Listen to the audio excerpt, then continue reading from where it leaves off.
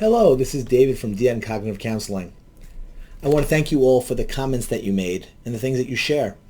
First off, I think it's helpful for people to express themselves, but even more important, for other people to hear comments, because a lot of times, many of us are in the same boat, and hearing it from somebody else's perspective helps us to be able to process things. So, first off, I want to deal with the comment from Jen on the video, If at First You Don't Succeed. Jen writes, "This was a really good video." Thank you very much, Jen. I'm glad that you enjoyed it. Jen continues, "It was very accurate and useful. I was fortunate enough to be able to learn all the while watching my mother marry 5 times, my father 3, and my sisters 2 and 4. My husband and I have been married for 25 years, not in small part to the things we learned, not to do by watching our parents. It would have been really nice had someone been able to explain this to me way back when, and I really hope people see this and apply it to their lives. It certainly makes things easier." Well, again, Jen, I want to say thank you very much, and somebody else obviously liked your comment, and I think that a lot more people actually go through this. Obviously, in your family, marriage was something that was very important, so much so that they kept trying it to get it right. Now you'll say, wow, look at that, 5 times, 3 times, 2 times, 4 times. That sounds unusual, but it's actually not. Many times the reason why we find ourselves doing the same thing over and over again is because we're trying to do the same things and expect a different result. We actually have one relationship and we try to recreate it over and over, hoping that if the person changes, things will go right this time. But we have a tendency of choosing the same people over and over again, even though they come in different packages. So it's not unusual for people to find themselves filtering over and over again those relationships, which is why it's very important that if you're starting a new relationship with somebody, and I recommend this to almost everybody that gets married, I'm a very big proponent for pre-marriage counseling. It normally saves you a lot more money in the long run. Lawyers, divorce fees, spousal and child support is a lot more money over the long haul. 2 people then splitting their incomes to live in 2 separate houses, than the ability for 2 people to sit in a room, to talk about these things, work on the aspects of their relationship, and deal with those problems from the very beginning. If you think about pruning a tree, if you start with the tree when it's very small, you could do a lot of good work to get it to the way that you want it to grow. If you try to prune a tree or to change the way that a tree grows 15, 20 years later, it's much more difficult because the way that it grew and the directions that it went, it's going to be very difficult to change it. So I thank you very much for your comment, Jen, and I have something I agree very much with, and I'm hoping that it'll help a lot more people as well. Now, Ephraim wrote 4 comments on 2 different videos. The first one I'm going to deal with is choosing your battles, or choosing our battles. The first comment, wow, this is so important. Tell me if you agree. I think the second criteria you mentioned, determining your chances of success, is perhaps even more crucial than the other criteria you mentioned. So many times, whether it's dealing with a spouse who thinks it's just stubborn, rightly or wrongly, or with disobedient children, or even if children who think they may be veering seriously off a path, that we think what's best for them. We proceed straight from our presumption of our own righteousness, and we really may be on a march into battle. Sometimes we feel we have no choice but to fight. When I think another major point of your video, sometimes we have to, but so oftenly we immediately react about thinking about how our words will be received, or even if they'll be received and maybe even cause greater harm. I'm speaking from personal experience too. Sometimes we feel we have to engage, and it's pointless because we have 0 chance of success. And even if we're fully prepared, we're fighting the wrong battle. I tell this to my daughter, who's an aspiring figure skater, that not only there is no point to practicing her jumps the wrong way, it's counterproductive and therefore a waste of valuable time and energy. I tell her it's like running full force down the wrong street towards your goal. I tell her better to practice the right way, even if you can't execute it fully. You may not achieve success, but it's clearly more likely to achieve success in the way if you go about it than the wrong way. A small point. Now you mentioned that we sometimes maybe don't even remember why we're fighting. That's one way to judge whether or not we should have been engaged in the first place. I wonder if it's true. If I could do something a much greater gravity intervened and rendered the first point and dispute less meaningful. The important question you mentioned, and I don't know if there's a good answer, is how to determine whether one should engage. If so, how should one engage? We all have different perspectives that can be quite important to us and that may seem trivial to others. And this can be very hard or even fatal in relationships. Sometimes our needs change. You said communication is key. So often we think communicating and or even more so, maybe responding to what someone had done previously. And we're preemptively protecting ourselves by approaching a subject in a more defensive and maybe even more negative way. I've personally experienced here too. I deal with an ex-wife who's very difficult to communicate with, and sometimes already backing up in defense when I respond to her and unwittingly miscommunicate myself. It's a normal reaction, but it doesn't help. Within a marriage, it took me 5.5 years to realize that I was engaging her pointless because she was, for whatever reason, wanted everything to be a drama and didn't really desire solutions. It made my life a hell. Once I realized this, my life got better and a great deal of less stress. I could focus more on work and on my daughter. It was too late to save the marriage, but I saved myself and in the long run helped my daughter. I apologize for such a long comment. Please don't ever apologize for leaving something personal as well as lengthy. I think it gave a lot of insight into a lot of things that are incredibly important. I do agree that the second criteria is important in the sense that it's incredibly important, whether or not you can win. But the first criteria is just as important because it's not about always winning, but it's level of importance. If you could win a whole bunch of arguments that are not important, then you're really not gaining anything, except that you're losing the ability for you later on to be able to look for equitability in the relationship. So I think it's important that you recognize that battles need to have the importance in order to first decide to fight them. You are correct in everything that you said, and incredibly so, about the importance of being able to win that battle. Even if when it comes to your children, if two parents are about to fight about something about their child, sometimes the fight is worse than the grievance you would have about and the damage it would do to the child than the thing you're fighting with. And let me give you an example of this. A child wants to go to a friend's house, and the one parent says, I'm sorry, you're not going because X, Y, or Z, you did this, and you're not going. Now the other parent does not agree. And what happens is that parent then goes into the fight mode. I'm going to fight for the ability for my child to go to their friend. Now you two go into a fight between each other. But because you're doing this in front of your child, it's a much greater problem and causes a lot more damage to your child. So even though you feel like you're fighting for the right thing, you're doing it the wrong way, and it's causing more of a problem, it's causing more damage, and ultimately more of destruction in the relationship.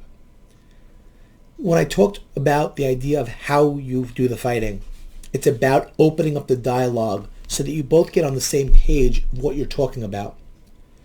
It's always important when you're having a disagreement with somebody to be able to state what their position is. In my place where I work, actually all the places I work, many times people always assume they know my positions on things because I could always take another position. So I'm able to make a strong argument for another person's position. Doesn't mean I believe it. It just means I know and understand why another person would have that position. This is called perspective taking. When you're able to perspective take in an argument, it's a very powerful tool for understanding and for growth. And it also gives you the ability to actually get down to what you're actually having a disagreement over. Too many times people do not perspective take. They do the exact opposite. They go on to vilify and tell why the other person's evil and why they're good. And all the time, that's what people generally try to do. I'm good and moral and wonderful, and you're evil and horrible. and it's always one over the other. Now, are there people that do horrible things? Absolutely. But generally, most people are not coming from arguments from the place of being evil. Sometimes from the place of being selfish, but not always evil. Ephraim's second comment on the same video: in my own life, I see the benefits of choosing my battles every day. I had an issue with my child's time spent by my ex and the effects of it. At first, I fought it. It's not a smart battle to fight. I can't change my ex. Once I stopped fighting over something I can't change, I focused on what I could do for my daughter. It takes long 90-minute walk every morning. I speak with my daughter almost the entire time, and we review schoolwork. We review math and other subjects every day. We talk about all the things on our mind. We're even learning a new language together.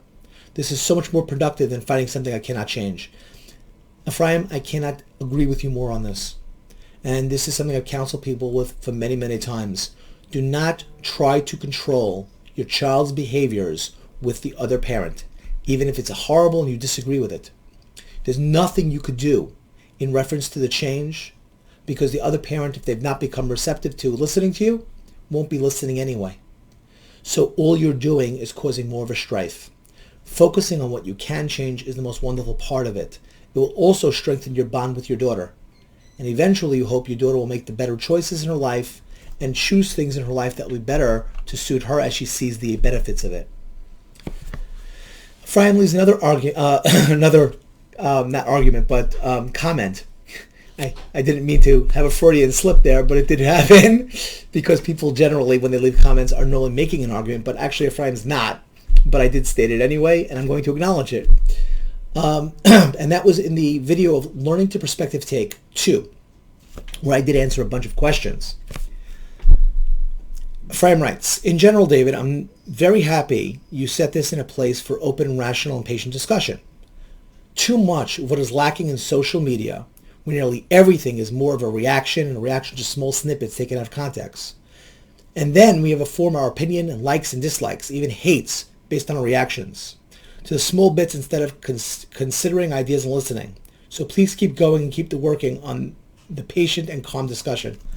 Thank you, Ephraim, very much. And actually, I 1,000,000% agree with this comment as well. And it's something I've always thought was very important. One of the reasons why at the end of the video, as I always say, if there's anything on this video that you disagree with, please tell me. And I'm sure there are things that people disagree with. But it's very difficult for people to stand up for what they believe in or to state what they believe in. So what ends up happening is they just leave something a dissatisfaction, or they don't like something, or they don't deal with it, and they pretend that it should go away. But that doesn't help anybody. It doesn't help themselves. It doesn't help anybody to grow or to learn. It's much better to have open dialogue and be able to have discussions without realizing that you're trying to hurt anybody, because nobody's here trying to hurt anybody. But there will be things people disagree with. Now, to Ephraim's last comment on the same video, Learning to Perspective Take 2, he states, there is so much here about the legal profession that's true. A very well-known and very successful trial and criminal defense lawyer said he learned his craft of commanding his jury's attention from his time working as a stand-up comedian. It's very unsettling to think of how many people he got off, not based on facts, but based upon how he could work the crowd. I've sat in on summations in court where an attorney dishonestly represented a woman's claims in a lawsuit over a complete break of her forearm, a serious injury that could take a lot of time to recover from. She had slipped and on the remains of a drink during dancing. Okay, she was drunk and dancing. I'm kidding. She was drinking and dancing. The attorney then said that this woman is very inconsistent in her testimony. She sometimes said slipped on liquid. She sometimes said slipped on an olive. Undoubtedly, he had tried during the testimony to use this to cast doubt on her credibility. The olive was in the drink that had spilled, and therefore she could very easily have slipped on the drink and the olive, and she wasn't misrepresenting her claim. This is a small example, but as you pointed it out, it is in neither of the cases, the attorneys are very interested in finding the truth. On the other hand, what you said about people unable to find quality representation is also true. I know personally, individuals had to plea out in court in order to get a small sentence because of a prosecutor's desire or need to improve his or her track record of a successful prosecution.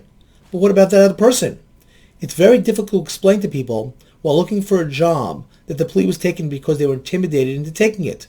People tend not to believe it. But there is not insignificant number of cases where exactly this happens. None of us want to be in court with poor or no representation. There are numerous examples of class action lawsuits being dropped because the company with many millions of dollars in high-powered attorneys can file endless motions. If the judge is not inclined to put a stop to it, it forces the plaintiff to drop the case. This occurs on smaller scales, but probably more frequently in divorce cases.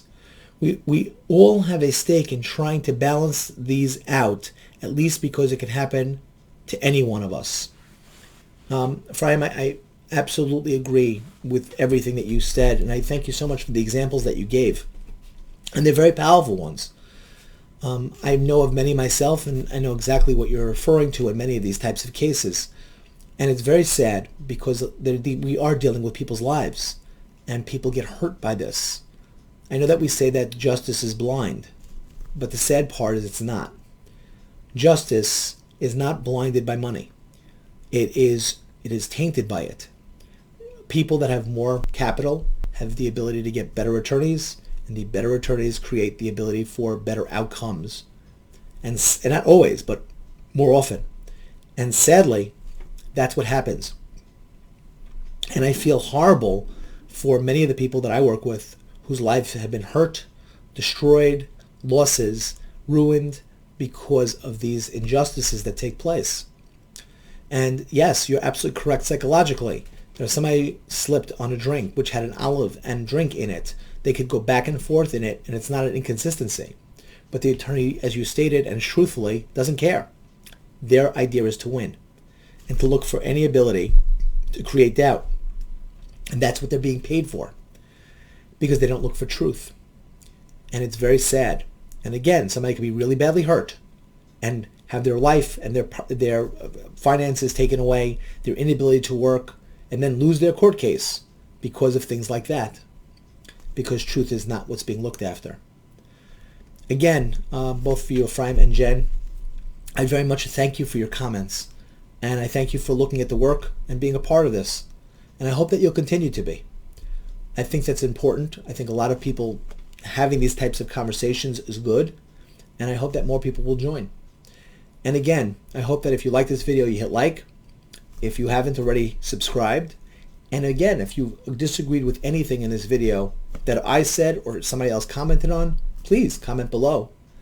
And if you'd like to become a patron to this channel, hit the link below, Subcribe-star, and join. Thank you very much. Have a good night and good mental health.